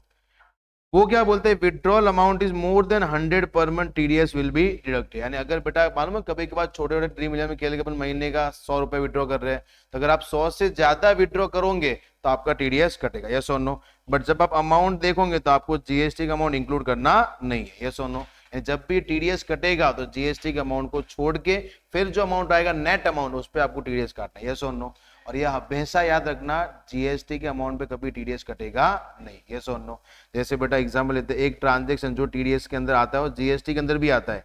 1 लाख पे कितना परसेंट है, 18%, कितना आएगा 110 लाख पे 1,80,000, टोटल बिल कितने का बना। तो जो सपोज टीडीएस का रेट कितना है 10%, कितना है, तो वो 10% किस पे अप्लाई होगा, नेट पे, कभी क्रॉस पे अप्लाई होगा नहीं, यानी जीएसटी के अमाउंट पे टीडीएस कटेगा नहीं, वो किस पे कटेगा, जो आपका नेट अमाउंट है उस पे कटेगा। Is it clear not, yes sir. 10 lakh का 10% कितना होता है 1 लाख, तो फिर इसमें से 1 लाख कट जाएगा और बाकी पेमेंट आपको आ जाएगा, समझा आपने को, यस सर। वो दिक्कत है। चलिए फिर आते हैं 194C। TDS on contract, TDS on contract. ये सेम बेटा जो अपन ने 194A में पढ़ा है कि अमीर है तो टीडीएस काटना है, गरीब है तो काटने की जरूरत नहीं है। बट अमीर गरीब किसके लिए है? इंडिविजुअल और एचयूएफ, बाकी सबको अमीर ही माना गया। बराबर, यस और नो? क्लियर? एनी पर्सन, अगर सुनना, इफ कॉन्ट्रैक्टर इज, सुनना ध्यान से, अमीर मतलब इंडिविजुअल जिसका टर्नओवर प्रेसिडिंग ईयर में 1 करोड़ या 50 लाख से ऊपर है। बराबर। गरीब मतलब जिसका टर्नओवर प्रेसिडिंग ईयर में 1 करोड़ या 50 लाख या उससे कम है। बराबर। अभी सुनना बेटा, यहां पे हम लोग आ रहे हैं 194C। 194C ये किसकी बात कर रहा है sir? 194C TDS on contract.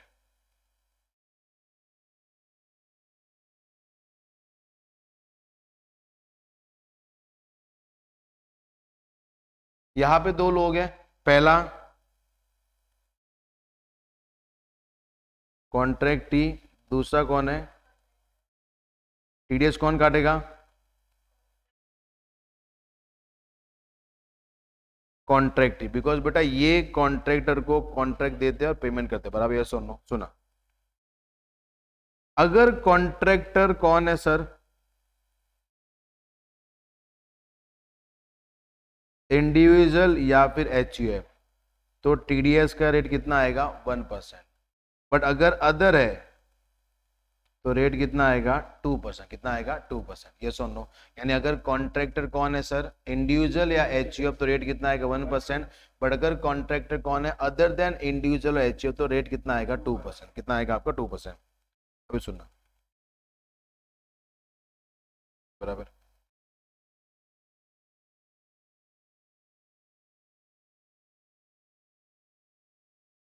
ये हो गया। अभी सर सबसे पहला कॉन्ट्रैक्ट का मतलब क्या होता है? कॉन्ट्रैक्ट मींस क्या होता है सर? कि कोई बंदा अपने को खाली क्या सप्लाई कर रहा है? मटेरियल। क्या सप्लाई कर रहा है? मटेरियल उनका होता है, हम खाली उसके कहने पे क्या कर रहे हैं? काम। क्या कर रहे हैं हम लोग? जैसे मैं आपको एग्जांपल लेता हूं, एक कंपनी है जैसे अमूल, इसका काम क्या है? डेयरी प्रोडक्ट्स है। क्या काम है इसका? Dairy products. अभी सपोज ये कंपनी मुंबई में, या मुंबई में वीकेंड से बोरीवली, बोरीवली में इसको सुबह मिल्क सप्लाई करना है। बराबर। तो ये ट्रक वाले को पहले ही बोल देते कि देखो भाई साहब, आपको रात को ये टाइम पे आना पड़ेगा और ये टाइम पे आपको ट्रक लेके जाना पड़ेगा। ये सुनो। तो बेटा वो बोला ठीक है, मैं ट्रक लेके चला जाऊंगा। बराबर। तो बेटा ये कौन है? ये कौन है? ट्रांसपोर्टर। कौन है? अभी ट्रांसपोर्टर अमूल के गेट पे आएगा और गेट पे आके सर मटेरियल कौन सप्लाई कर रहा है? कंपनी। कौन सप्लाई कर रहा है? अमूल। कौन कर रहा है? अमूल। यस और नो? अभी वो मटेरियल लेके फिर कहां पे जाएगा? कहां पे जाएगा? जो यानी बेटा सप्लायर क्या काम कर रहा है? मटेरियल सप्लाई, और सप्लायर के कहने के मुताबिक वो बंदा काम करता है। यस और नो? और जहां पे material supplied by the supplier, उसको हम लोग क्या बोलते हैं? कॉन्ट्रैक्ट। क्या बोलते हैं उसको हम लोग? क्या बोलते हैं उसको हम लोग? जहां पे बेटा मेरे को बोलो, अपने ये वाले केस के अंदर ट्रांसपोर्टर को मटेरियल कौन सप्लाई कर रहा है? अमूल। तो who is the supplier? Amul. और उसके कहने पे वो बंदा जहां पे बोला है वहां पे जाके गुड्स डिलीवर करके आ रहा है। तो बेटा इनके और इसके बीच में क्या आ गया? कॉन्ट्रैक्ट। क्या आ गया? तो इसका जब भी बेटा अमूल ट्रांसपोर्टर को पेमेंट करेगा तो टीडीएस कौन से सेक्शन में काटेगा? 194C। कहां पे काटेगा? 194C। कोई दिक्कत है अपने को? पक्का? Yes sir. कहां पे काटेगा? 194C में।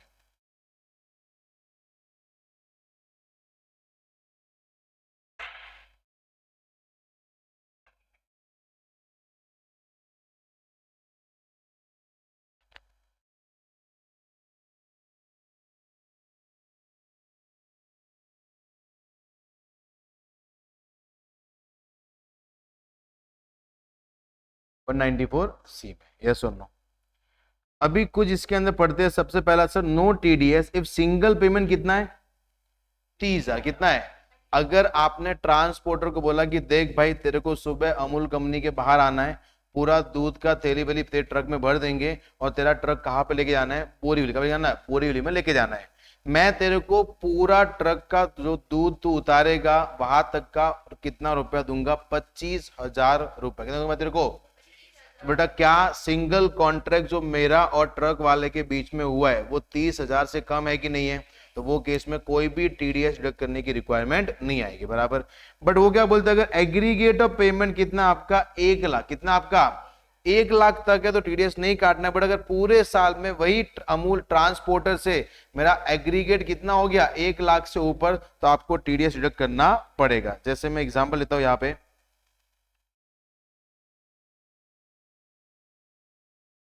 ये अमूल कंपनी वाला है और ये कौन है, transporter.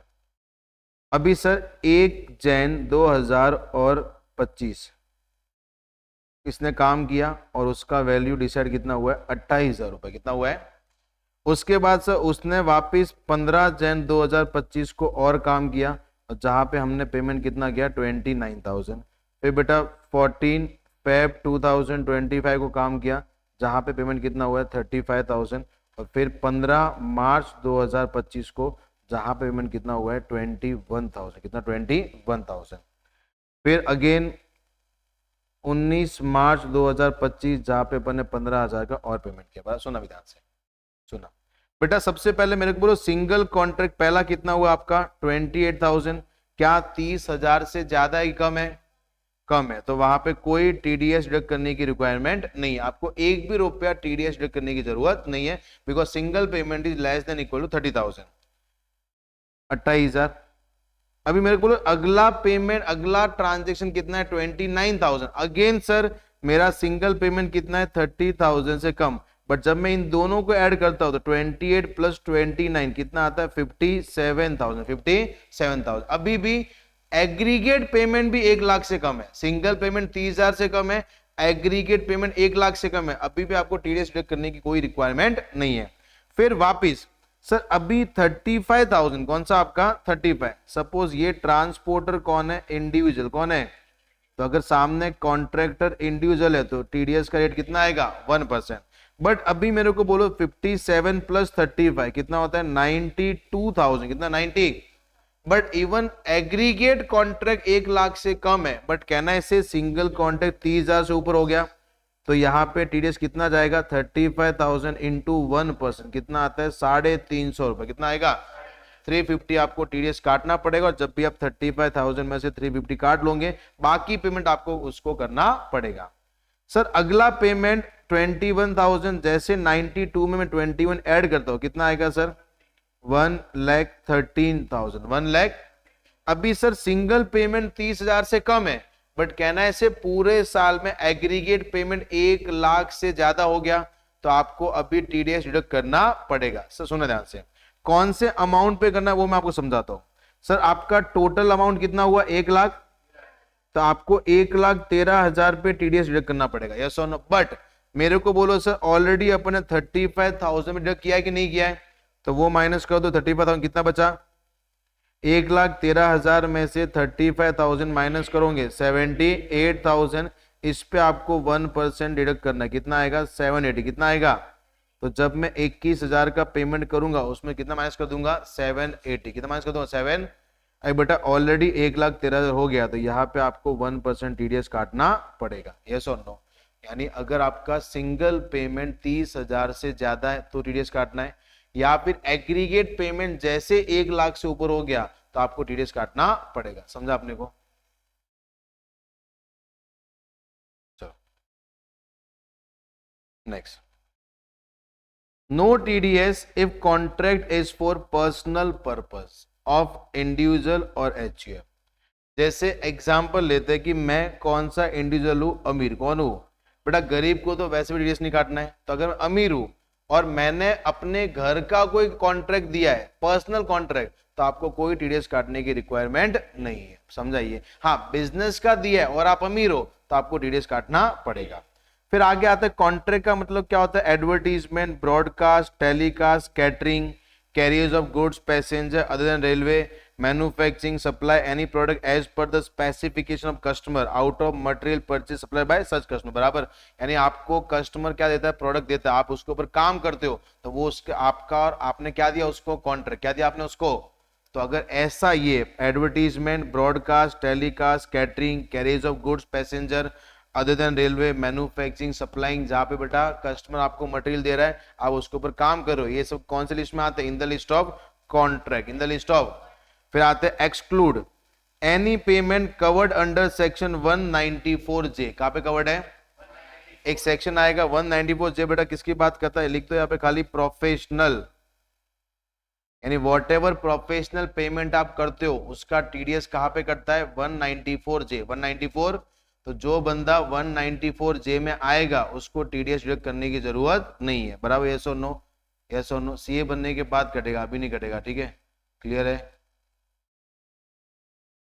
Manufacturing supplying any product as per specification of customer out of material purchase supplied by any other person other than such customer, other then.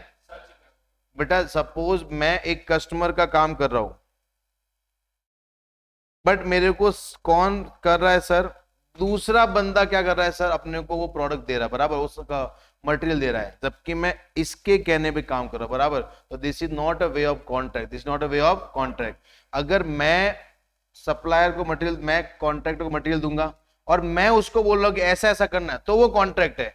But बोल मैं रहा हूं, मटेरियल को दूसरा सप्लाई कर रहा है, तो मेरे बीच में कॉन्ट्रैक्ट का रिलेशन नहीं है। समझा आपने को, यस सर, समझा बेटा। जैसे अमूल कंपनी के केस में क्या था, ट्रांसपोर्टर ट्रक लेके आया, दूध किसने दिया, अमूल, किसने दिया, अमूल ने। तो बेटा मटेरियल कौन सप्लाई कर रहा है, कस्टमर। कौन सप्लाई कर रहा है, कस्टमर ही हुआ ना, अमूल तो ट्रांसपोर्टर के लिए बेटा कस्टमर ही हुआ ना यार, समझा आपने को। तो मटेरियल कौन सप्लाई कर रहा है, कस्टमर, बराबर। तो वो केस में टीडीएस कटेगा ना यार।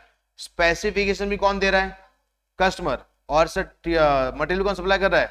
बट सर अभी सपोज ट्रांसपोर्टर आया, अभी सप्लायर कोई दूसरा है, स्पेसिफिकेशन को दूसरा दे रहा है, तो जो बंदा स्पेसिफिकेशन दे रहा है और सप्लायर के, ट्रांसपोर्टर के बीच में कोई कॉन्ट्रैक्ट होगा नहीं, क्योंकि बेटा सप्लाई, मटेरियल कौन सप्लाई कर रहा है, कोई दूसरा पर्सन, यस और नो।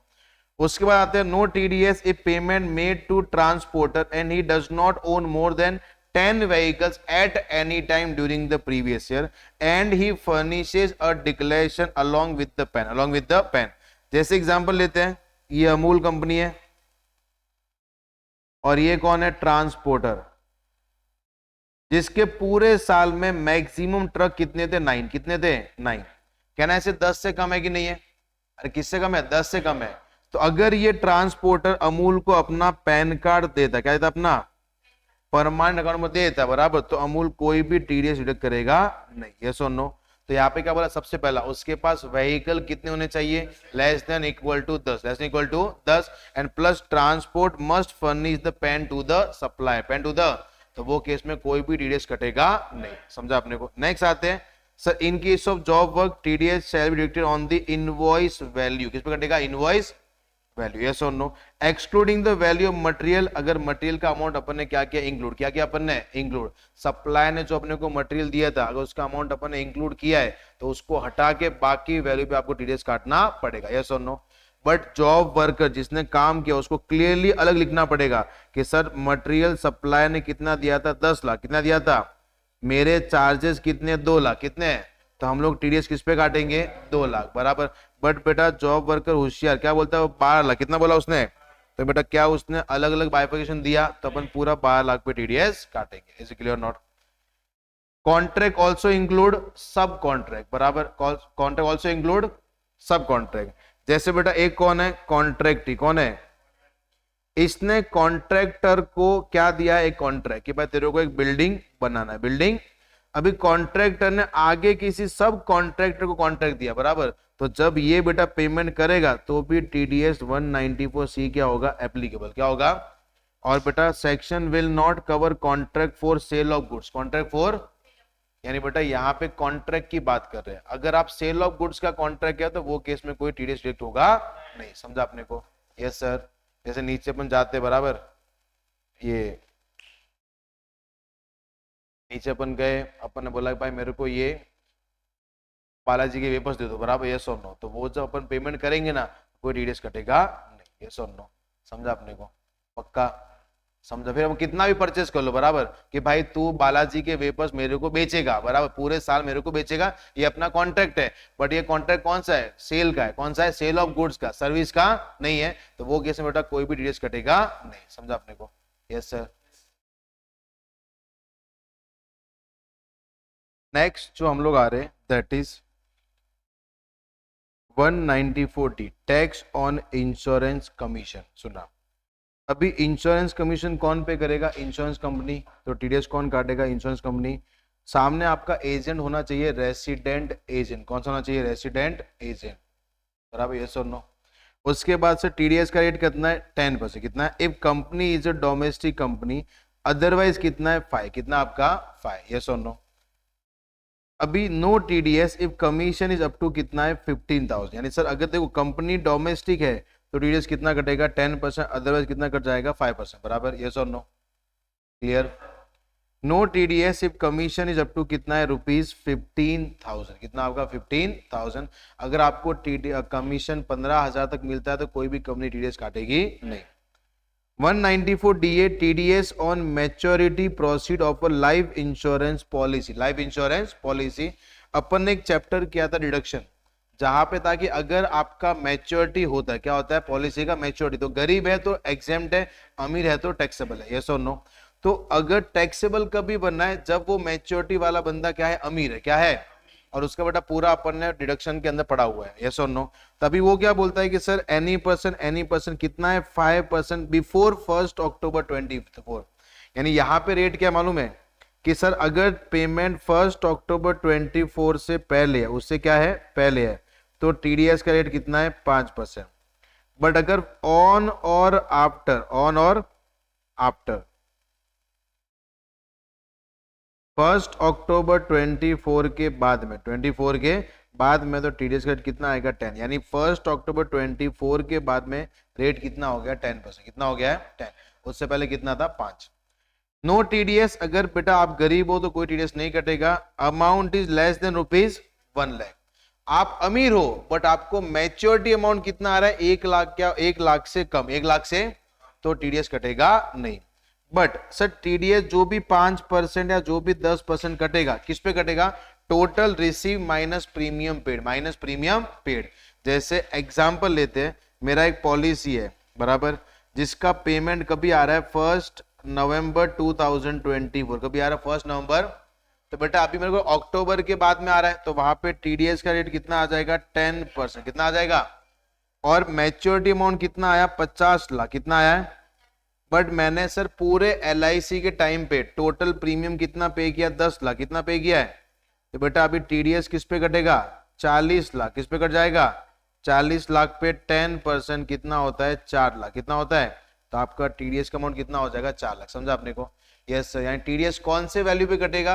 जितना मैच्योरिटी आया minus through out the policy, आपने जितना प्रीमियम क्या करा है पे, वो माइनस कर दो, उसके बाद जो अमाउंट आएगा उस पे आपको 10% या 5% टीडीएस कटेगा। 5% कभी कटता है? जब पेमेंट कभी हुआ है?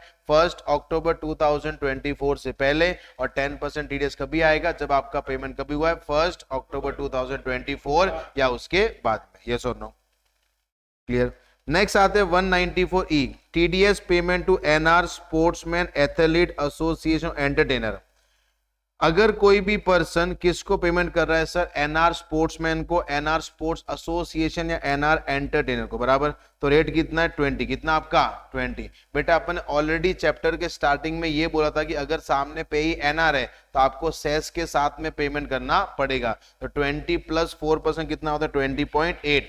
बट अगर सामने आपने पेमेंट ज्यादा कर रहे हो तो आपको सरचार्ज के साथ में पेमेंट करना पड़ेगा। Is clear? आगे लिखा है सर वो कौन सी इनकम पे टीडीएस काटना है? तो इनकम कहां पे डिफाइन की गई है? Under 115 BBA. पहला, participation in any game in India, जैसे आईपीएल। क्या है आपका? आईपीएल। बेटा आईपीएल के अंदर जो भी प्लेयर आ रहे हैं बराबर, तो वो केस में जो एनआर की बात, किसी बात कर रहे हैं हम लोग? एनआर की। तो वो केस में टीडीएस कौन से सेक्शन में जाएगा? 194E में। अगर आप वो लोग क्या कर रहे हैं? एडवर्टीजमेंट। क्या कर रहे हैं? यानी NR sportsman, NR sport association, NR entertainer क्या करे? एडवर्टीजमेंट। या फिर कंट्रीब्यूशन आर्टिकल्स, बराबर कोई मैगजीन उसमें कोई आर्टिकल लिख रहे हैं उसका पेमेंट आएगा तो टीडीएस कौन से सेक्शन से जाएगा 194E। परफॉर्मेंस इन इंडिया, कोई भी परफॉर्मेंस कहाँ पे कर रहे हो इंडिया में, जैसे बेटा एनआर बाहर से जस्टिन बीबर आके परफॉर्मेंस यहाँ पे कर रहा था, वॉट एवर पेमेंट हम लोग करेंगे तो टीडीएस कौन से सेक्शन में जाएगा 194E। 194E। कोई भी गारंटीड अमाउंट जो एक एनआर स्पोर्ट्स वाला दूसरे एनआर स्पोर्ट्स को पे कर रहा है इंडिया में गेम खेलने के लिए, बराबर जैसे बेटा एग्जांपल लेते हैं इंडिया ऑस्ट्रेलिया का मैच होगा, बराबर तो बीसीसीआई और कौन सा होता है ऑस्ट्रेलिया क्रिकेट एसोसिएशन, बराबर यस और नो। तो अगर बीसीसीआई कोई भी पेमेंट ऑस्ट्रेलिया को कर रहा है तो टीडीएस कहां पे जाएगा 194E में। 194 income receive by NR entertainer from his performance in India. अभी अपन ने जस्ट एग्जांपल लिया जस्टिन बीबर, कौन सा जस्टिन बीबर, या फिर अभी वो कोल्ड प्ले के कॉन्सर्ट हुए, बराबर यस और नो, तो उसका जो भी पेमेंट जाएगा टीडीएस कौन से सेक्शन में जाएगा 194E। कोई दिक्कत है अपने को, ये मत पढ़ना, ये बेटा 1 अक्टूबर 24 से गायब हो गया है।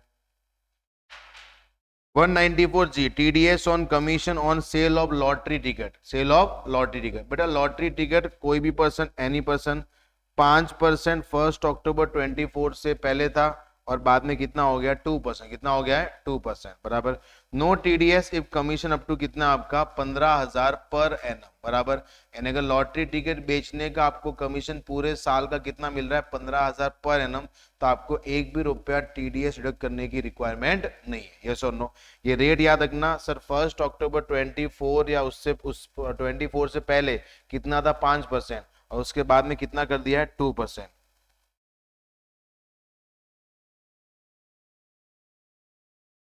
चलिए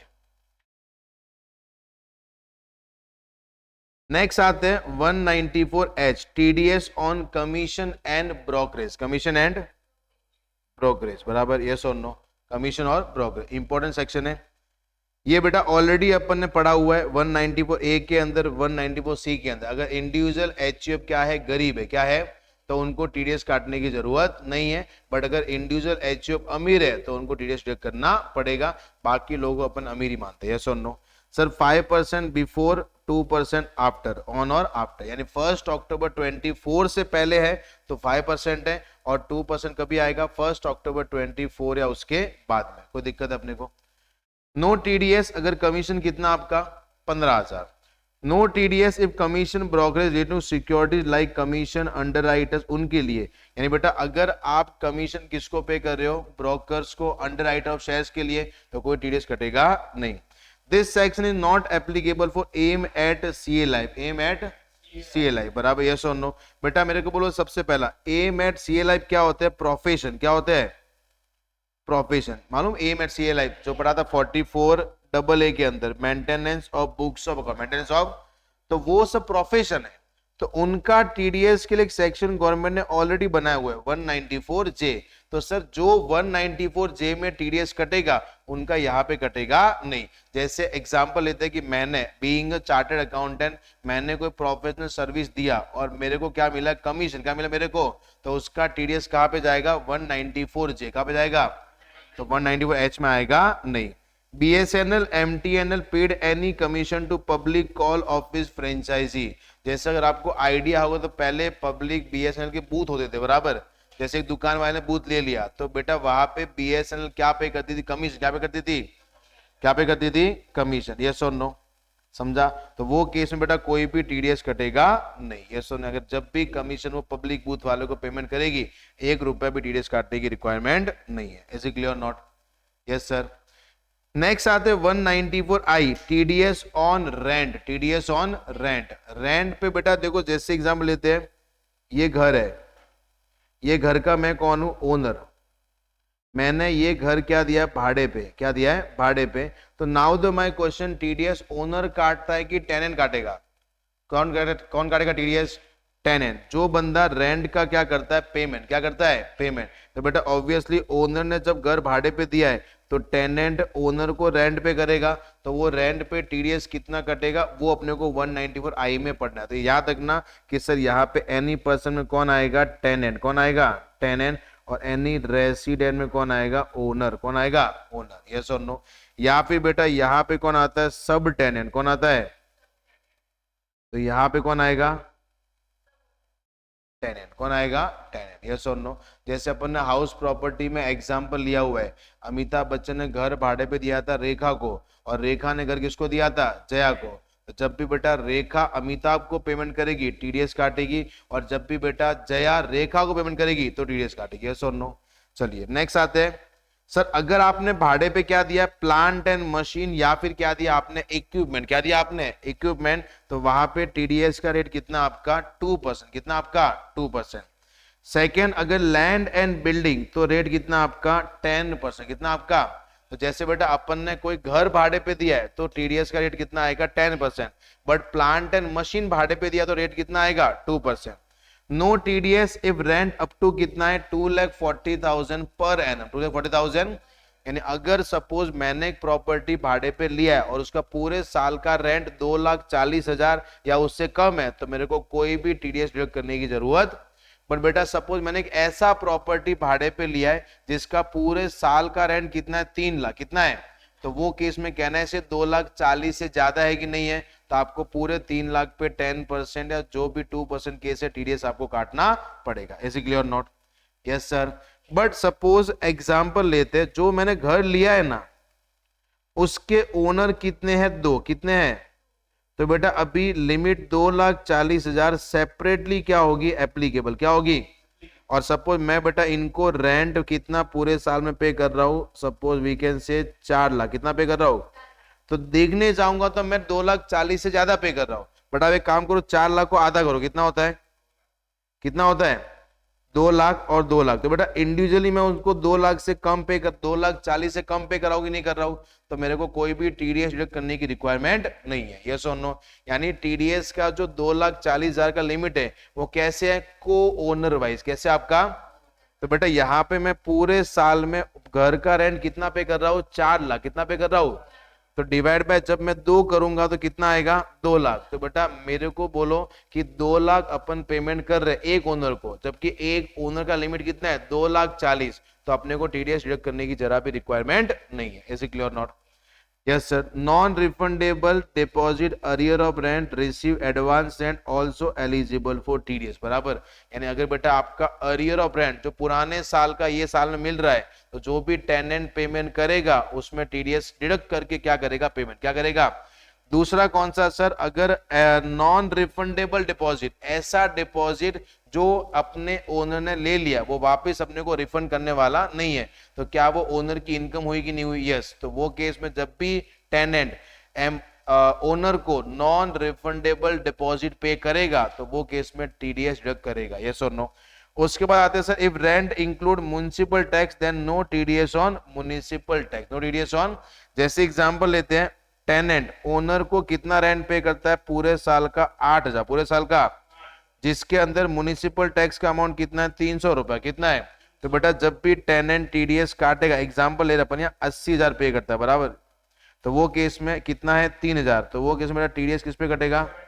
77,000। यानी म्युनिसिपल टैक्स पे एक भी रुपया आपको टीडीएस काटना नहीं है। नहीं पढ़ना है।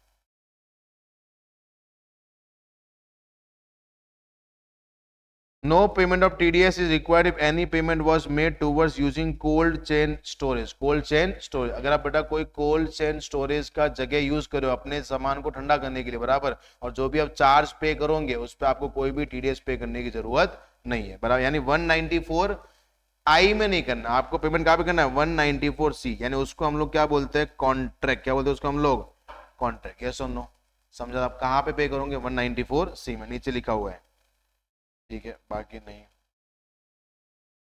कोई दिक्कत नहीं। बराबर? यहाँ तक पढ़ लो बेटा। 194 आई के अंदर पहला पढ़ना है, दूसरा पढ़ना है, तीसरा पढ़ना है और चौथा। सो चौथा नहीं पढ़ना है, पांचवा पढ़ना है। तो ये आपको 4 पॉइंट पढ़ने हैं। 1, 2, 3, 5।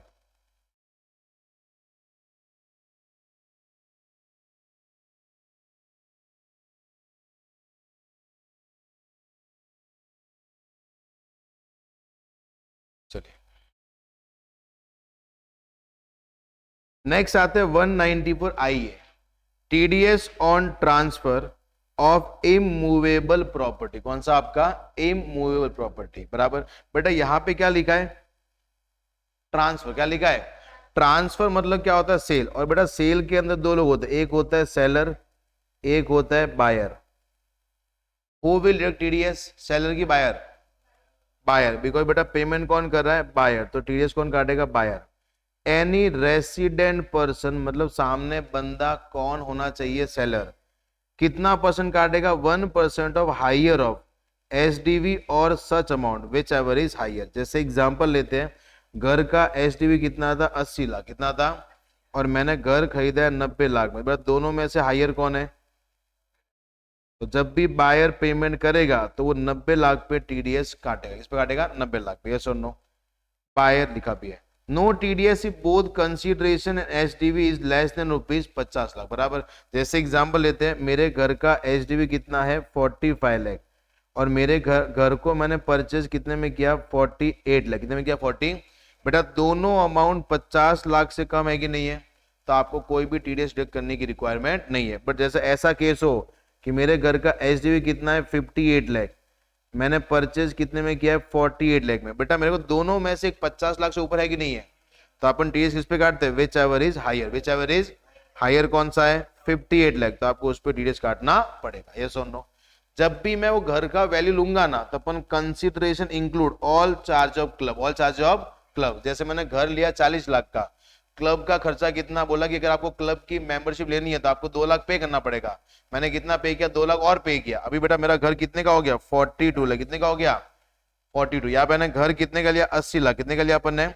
अभी वो क्या बोलते हैं, आपको क्लब, पार्किंग, वार्किंग सब अलग से पे करना है। मैंने सब मिला के कितना पे किया? 8 लाख। कितना पे किया? टोटल मैंने पेमेंट कितना किया है? तो मैं टीडीएस किस पे काटूंगा? 88 लाख। समझा आपने को? No TDS in case of more than one seller, more than or more than one buyer, then consideration shall be aggregate of amount payable by all buyers to seller shall be up to ₹50 lakh, up to ₹50 lakh। वो क्या बोलता है? No TDS in case of more than one seller or more than one buyer, then consideration shall be aggregate of amounts payable by all buyers to seller shall be up to ₹50 lakh।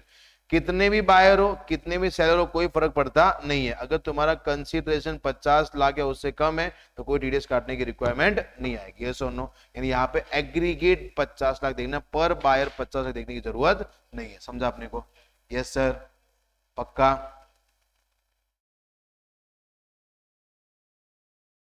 Next आते हैं 194 IB।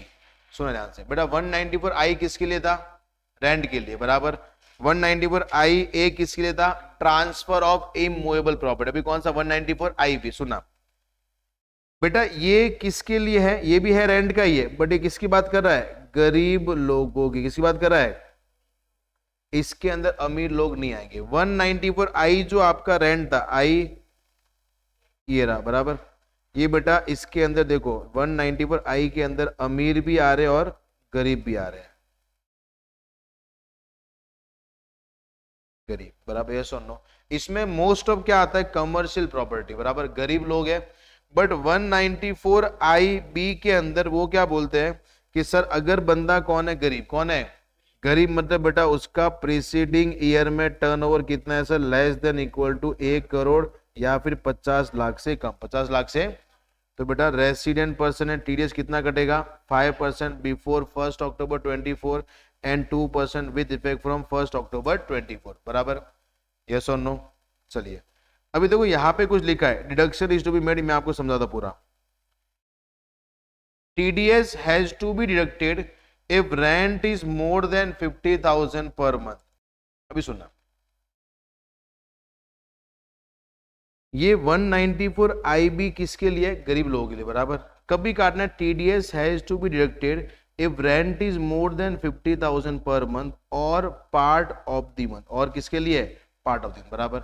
और बेटा ये याद रखना, TDS on rent खाली किन के लिए है सर? Only land. अभी याद रखना ये गरीब लोगों के लिए है। बराबर। सुनो ध्यान से। अभी किसके लिए एप्लीकेबल है? Land and building. Land and building यानी अगर वो कौन सा रेंट पे करे? लैंड एंड बिल्डिंग का रेंट पे करे। बराबर। जैसे एग्जांपल लेते हैं हम लोग,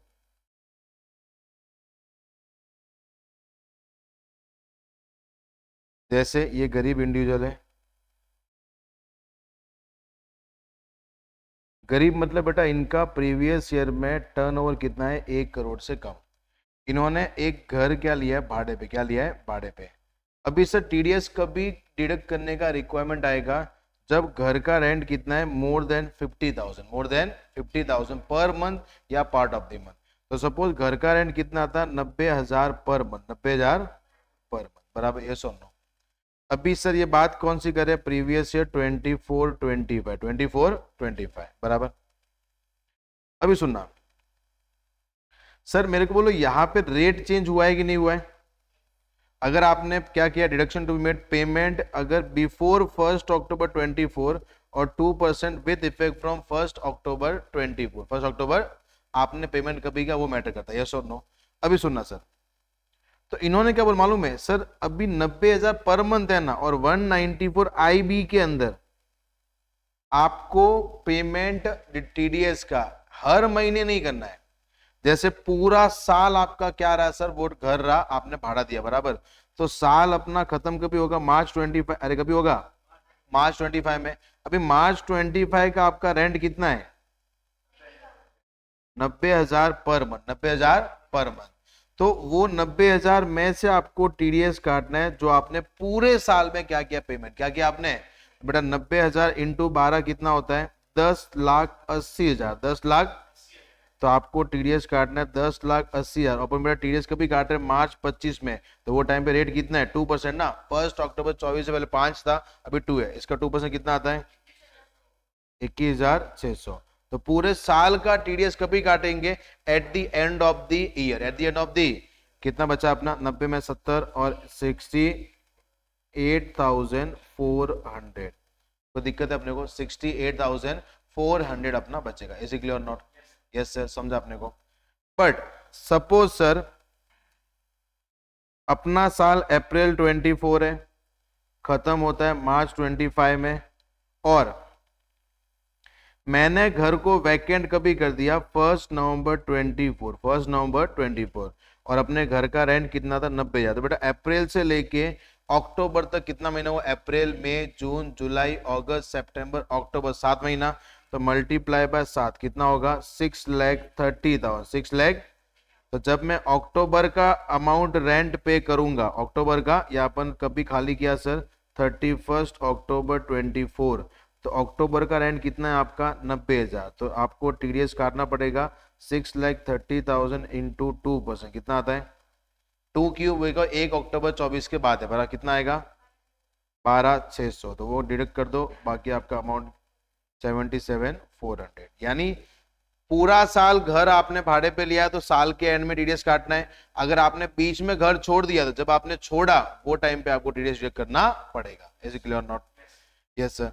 बट सपोज मेरे को बोलो जिसको मैं पेमेंट कर रहा हूं, ओनर को, उसके पास पैन कार्ड नहीं, उसके पास पैन कार्ड, तो अपने पास रेट कितना आता है, 20%, कितना आता है। तो सपोज पैन कार्ड नहीं है, तो बेटा 6,30,000 का 20% कितना होता है, 1,00,000। तो बेटा कहना है से ये टीडीएस का अमाउंट तो रेंट से ज्यादा आ गया, तो यहाँ पे मैक्सिमम कितना टीडीएस कटेगा, पूरा का पूरा 90,000। और आंसर कितना है, आपको ओनर को कोई भी पेमेंट नहीं करना है, पूरा 90 किसको दे दो, गवर्नमेंट, किसको दे दो आप, गवर्नमेंट, समझा आपने को, यस सर। चलिए ये वही है, it covers only land and building, TDS will apply to each co-owner separately, each co-owner, यानी जो 50,000 का लिमिट है वो हर एक ओनर को क्या होगा, एप्लीकेबल, सेम लाइक 2,40,000, 2,40,000 वाला, is it clear not, yes sir.